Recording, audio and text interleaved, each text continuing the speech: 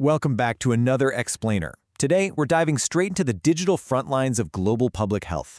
We're using some fascinating source material focused on Africa to look at something we interact with literally every single day: algorithms.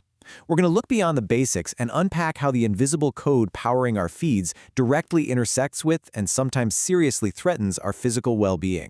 Let's get right into it. Think about the very last health hack you saw scrolling through your feed. Maybe it was a weird sleep trick, some new diet fad, or a so-called miracle remedy. Now, imagine if that unverified 30-second clip was literally the only medical advice you had access to. It sounds wild, right? But in many parts of the world, this is a rapidly unfolding reality. And it forces us to ask a really heavy practical question. Who is actually controlling your health these days? Is it doctors or is it algorithms? To figure that out, here's our roadmap for today's Explainer. We'll start with the social media machine, then look at influencers spreading bad science. After that, we'll cover the real-world health impact, look at some examples from the global south, and finally, wrap up with combating algorithmic misinformation. All right, starting with part 1, the social media machine. We all know roughly how algorithms work, right? But our source material highlights a massive built-in vulnerability on platforms like TikTok. These systems prioritize watch time over factual accuracy, period. They are engineered purely for attention, not for peer review. To the algorithm, going viral is the absolute only metric of success, and what that does is effectively weaponize engagement against actual medical truth. And this creates a really dangerous pipeline. It starts off innocently enough, just with your watch time. You pause for a few seconds on a video claiming to have a cure for something, while the system instantly registers that interest and triggers algorithmic amplification. Suddenly, it's pushing similar but usually more extreme content directly to your feed and to millions of others. Ultimately, this locks users into a massive echo chamber where completely unproven pseudoscience goes totally unchallenged. Which brings us to Section 2, influencers spreading bad science. The core of this human problem comes down to a huge asymmetry in how information spreads. Think about it.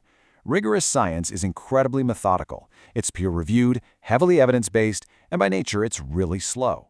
On the flip side, influencer bad science relies on incredibly flimsy, non-rigorous references, but it's emotionally manipulative, it moves lightning fast, and it is highly viral.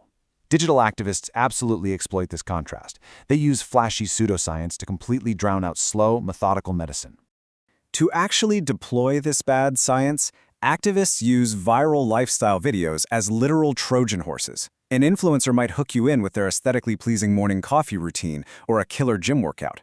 But baked right into that totally relatable content are entirely unverified health claims. Because you, the viewer, have built this parasocial trust with the influencer's lifestyle, your guard is down, and that makes you incredibly susceptible to medical misinformation.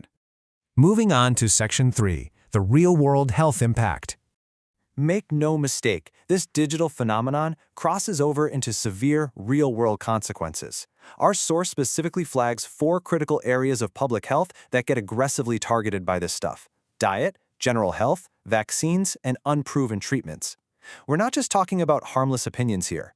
Misinformation in these 4 specific zones literally dictates what people put into their bodies and how they protect themselves and their families from disease.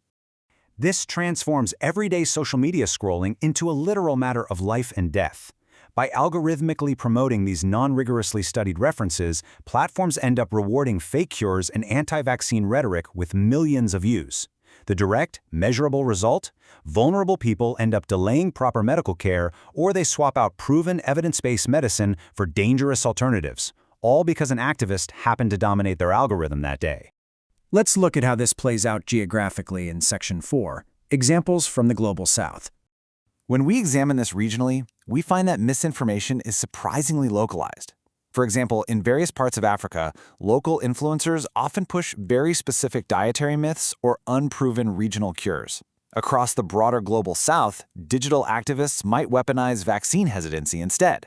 What this proves is that bad actors aren't just copy-pasting a one-size-fits-all approach. They are actively tailoring specific health myths to perfectly target the unique anxieties of distinct local communities.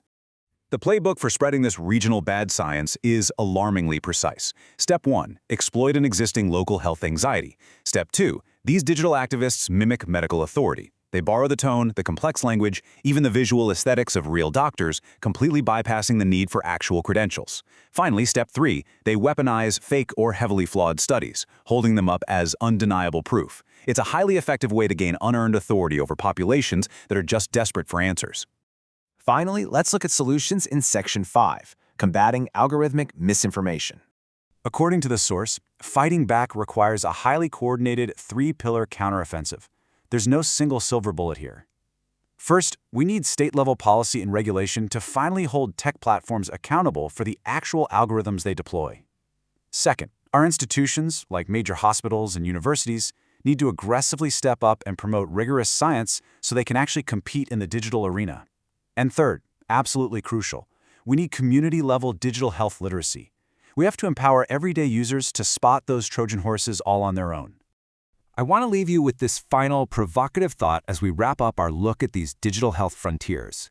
If algorithms are inherently built from the ground up to hack our attention, how exactly do we rebuild them or regulate them to actually protect our health? It's a massive, tangled challenge bridging technology, policy, and medicine, and it demands our critical attention every single time we scroll. Thanks so much for joining me for this explainer, and I'll catch you in the next one.